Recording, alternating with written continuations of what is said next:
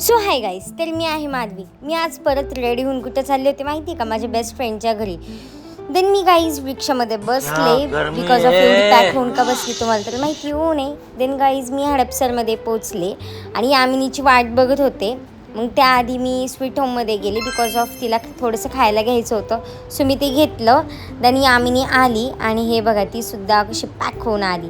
Then guys तुम्ही बघा यामिनीने कसं हे केलं होतं. देन गाईज आम्ही PMT मध्ये बसलो. आम्हाला जायचं होतं फुलसुंगीला. देन गाईज आम्ही आलो फुलसुंगी गावामध्ये आणि मग पोचलो आम्ही मिजबाच्या घरी.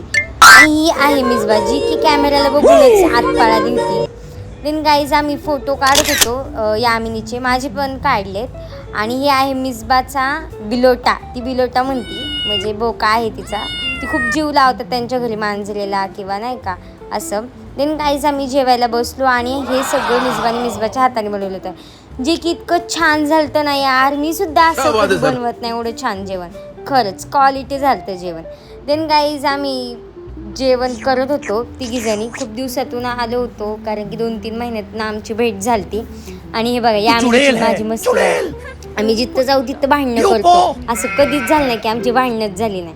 देन गाईज 4-5 वाजले होते. स्वामी खात होतो. त्यानंतर परत गप्पा मारत बसलो. बराच वेळ होतो. आज दिवस अख्खा म्हणजे तिघींनी घालवला. खूप एन्जॉय केलं. देन गाईज जायची वेळ आली होती घरी. देन गाईज असा होता आजचा माझा दिवस. So bye.